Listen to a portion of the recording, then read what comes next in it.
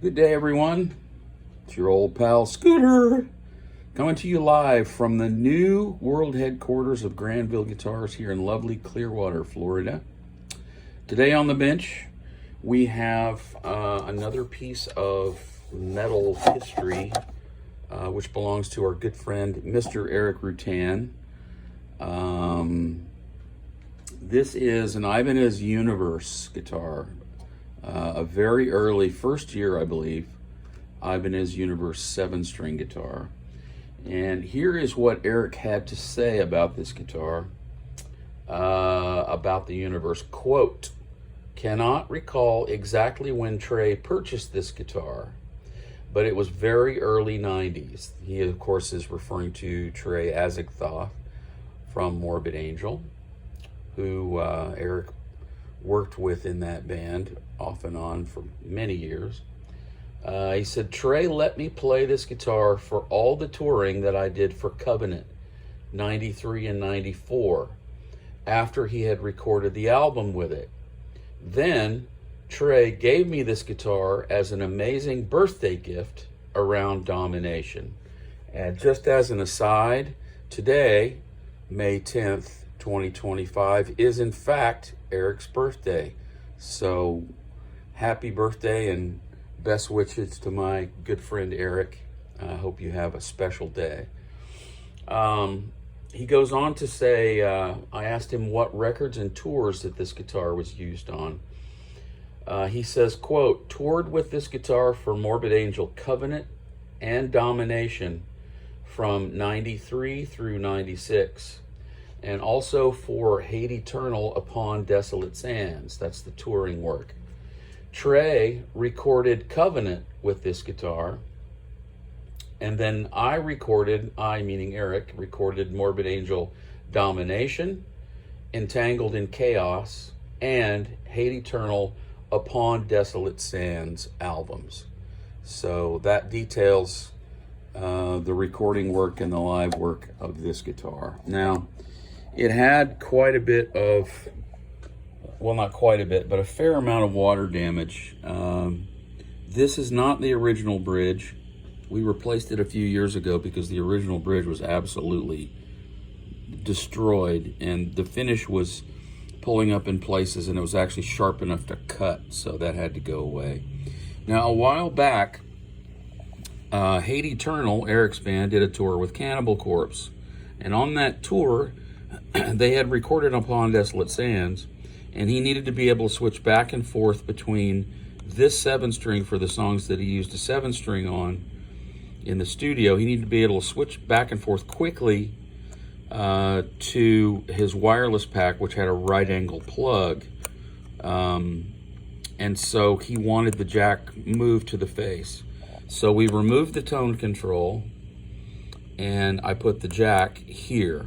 One of the things we're going to do today is to reinstall the tone control and the knob, and then rewire to the jack, bringing it back to its original stock form. It does still have the original DiMarzio pickups installed. Erik never did anything with these. He's always used it like that. The strings are off of it right now. The neck had a bit of a twist to it, and I'm happy to say I was able to work it out, and it's now responding beautifully, so I'm really excited about that. You know, it's got the normal wear and tear for a guitar of its age. If you see this from a distance on stage or whatever, this is one of the telltale signs, this missing piece of pinstripe, if you will, that goes with the logo. That's one of the ways you can tell it at a glance. Original tuners. The guitar is all original, except for the replaced bridge, but that bridge is the same as the original bridge.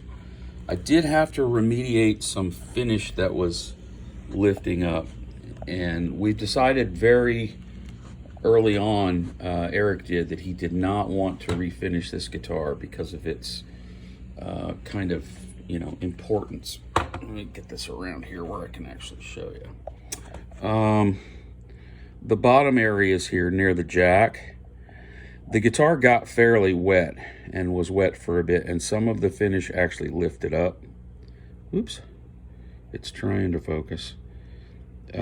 So rather than do any extensive repairs here, I just glued down the chips in place and put a little bit of lacquer into the bare wood spots just to kind of seal everything. And man, this thing's really, there we go, that's better. So it looks like pieces of a broken eggshell, but they're glued down snug. They're not going anywhere. It's a part of this guitar story, so we wanted to leave it in place.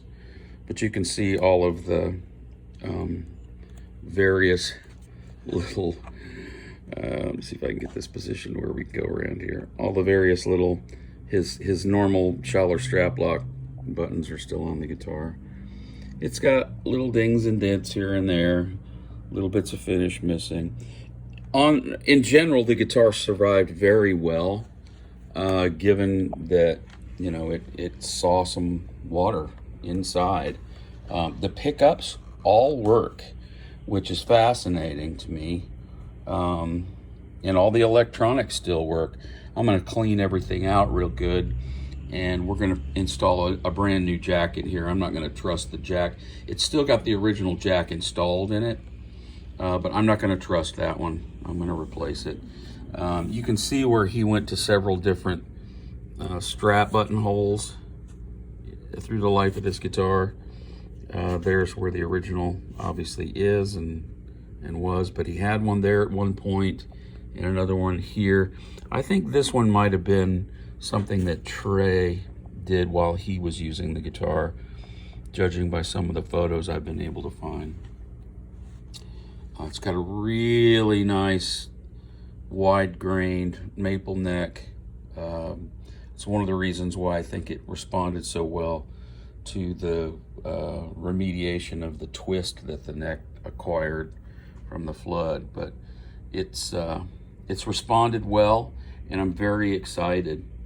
I realize that Erik's fans are always very excited and interested in everything that he uses. And I've just got 2 screws holding the pick guard down, so it's loose in places. But that's what we're going to do to this old girl today. She's going to get the tone control reinstalled, going to get the jack replaced. I'm going to tune it up, and the tuning on this is going to be his G-sharp tuning on the bottom that he uses for Cannibal, which is the top 6 strings are the same as the C-sharp tuning that he uses, and adds the G-sharp on the bottom. So, and we'll be using D'Addario and YXLs for that. And I don't know the gauges rather off the top of my head, but I will pass those along as we proceed here. All right. So if this is something you're interested in, stay tuned, and yeah.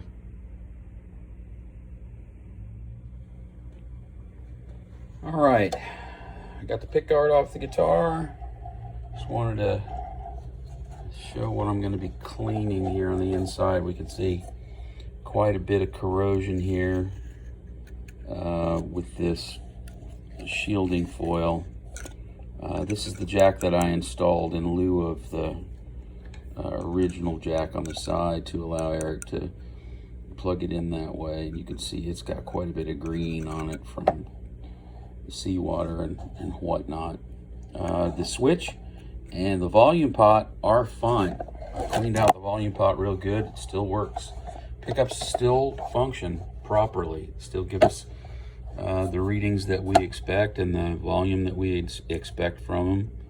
So my task with this is going to be to get all the pickups and stuff off the pick guard, and then I'm going to see if this can be cleaned, and if this foil cannot be cleaned off, I'm going to have to remove it and replace it with something else, probably copper foil, because I don't have any aluminum foil that's self-adhesive like this.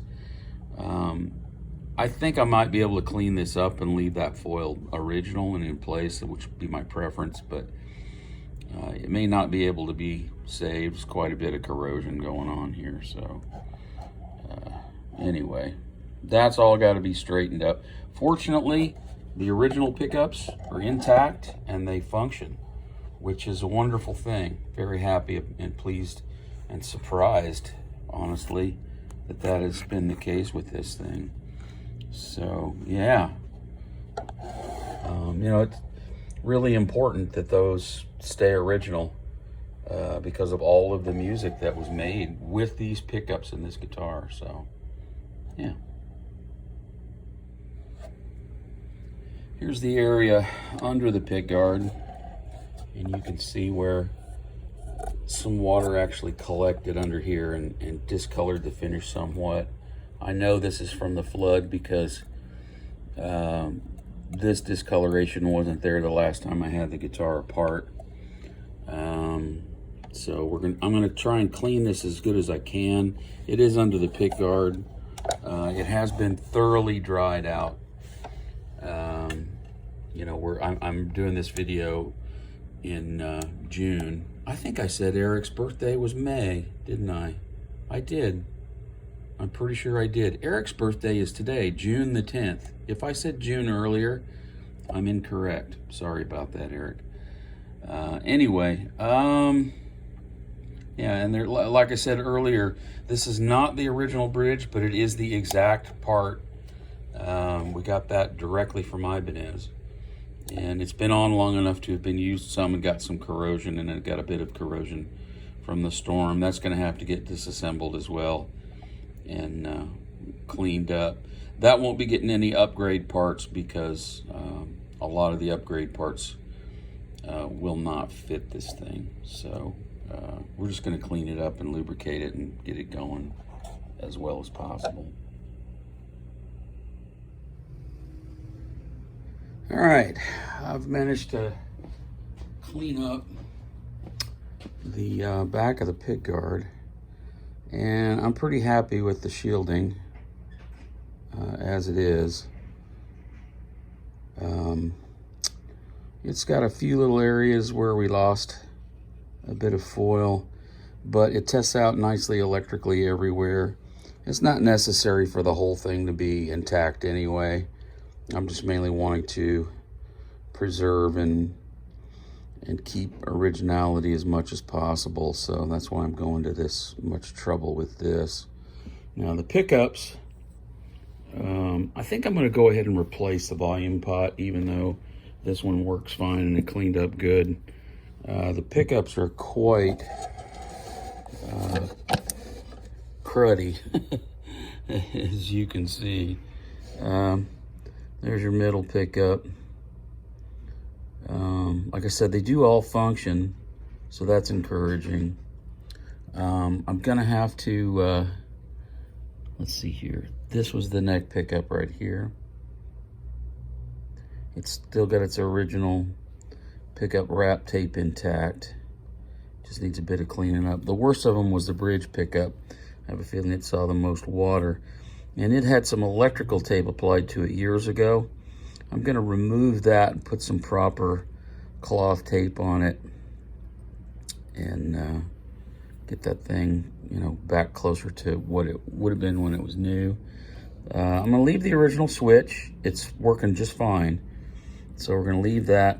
But on reflection, I think I'm gonna go ahead and replace this original potentiometer just because, you know, I'm got to put a new tone pot in it anyway, so yeah.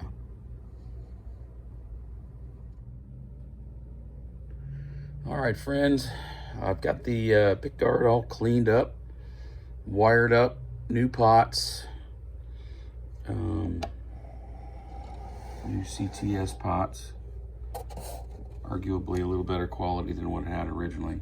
Tone pot and tone cap here. This is not soldered in yet because the output jack gets soldered there in this configuration. Volume pot. I'm dubious about this cap they put on the volume pot here, presumably for treble bleed. I'm not a big fan of any of those. I think if you just wire it properly, you avoid all of that. But it's there and it's original, so I've moved it over from the original volume pot. I was able to get the pickups fairly well cleaned up. You can at least read the writing on the back of the plates now on all three pickups. And I replaced the wrap tape on the bridge pickup so that it's the proper cloth wrapping tape. And we've cleaned it up moderately. I didn't do like a deep cleaning or anything. You'll notice the volume pot is a little bit more dirty than the tone pot, because Erik never used the tone pot or the tone control. So that is the original tone control. I had it in a baggie in a drawer. I'm not sure why I still had it from taking it off years ago, but I still had it, and so it's back on the guitar where it belongs. Yeah, that's pretty much it for the pickguard assembly. I was able to get the foil pretty well cleaned up, as I said previously, so I'm leaving this in there. I'm pretty happy with it. I could have opted for a new copper foil, but the original here works well, and it's shielding in the ways that we want, so yeah. All right, I'm gonna start reassembling the guitar now. Alrighty, we are all finished with this girl. Again, we've talked about this guitar earlier in the video. I'll post the details at the head. The strings, because you're all going to ask, D'Addario 11 through 56 are the top 6 strings, tuned to the same C-sharp standard tuning that Erik tunes everything to, and this guitar adds a low G-sharp right here at the lowest string. That is a D'Addario NYXL 68. These are all D'Addario NYXLs. I don't know if I said that or not. So we've got all the wiring done. It's all clean. Tone control has returned.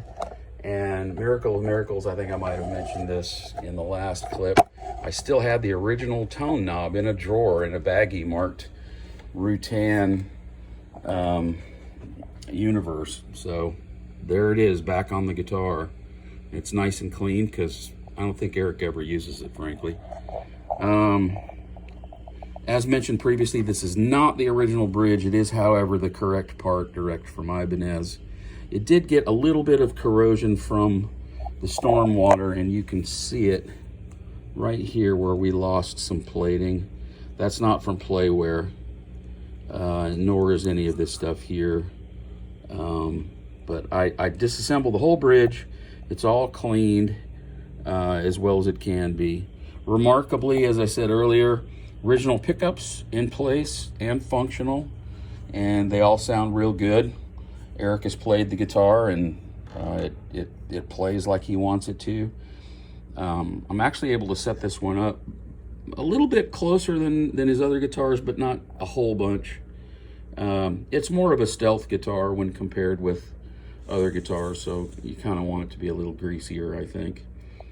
Disassembled all the nut clamp parts, and actually those got soaked overnight in lubricating oil and then cleansed again this morning because they were pretty crummy, as well as the nut shelf being this lower portion. The panic bar here, that also got soaked and cleaned. I buffed out the finish on the headstock because it was kind of gnarly, and I took the tuners off and soaked them as well and got them all nicely cleaned up. Now they're working just wonderfully. I usually start out with a lot of springs on Erik's guitars. This one's an exception because the Edge is designed to only use 3 springs. It really wants to have this attachment bar on it. Oh, nerds, I just dropped my pointer.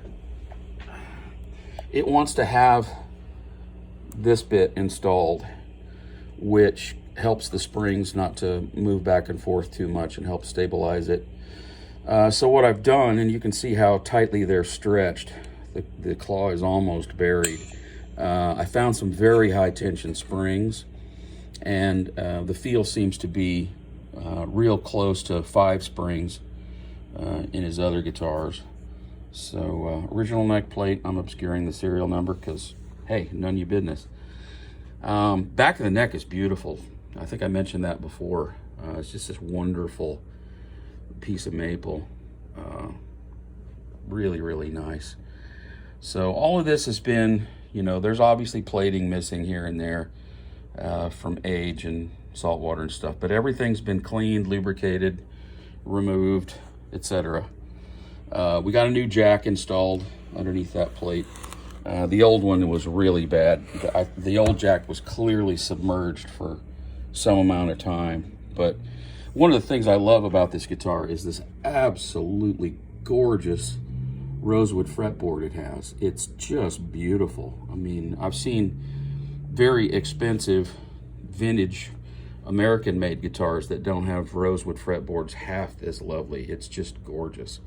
It's a real pleasure to play on. It sounds really fat and full. So yeah, that's pretty much it. You know, I've got it, like I said, his usual set of strings installed, 11 through 56 for the top 6, and then a 68 on the bottom, tuned to C sharp standard with an additional G sharp on the bottom. Sorry if I'm repeating myself, but I just want to make sure y'all have the information that you want for this one. So anyway, thanks for tuning in. This has been a labor of love. It's taken several months because the neck had a twist.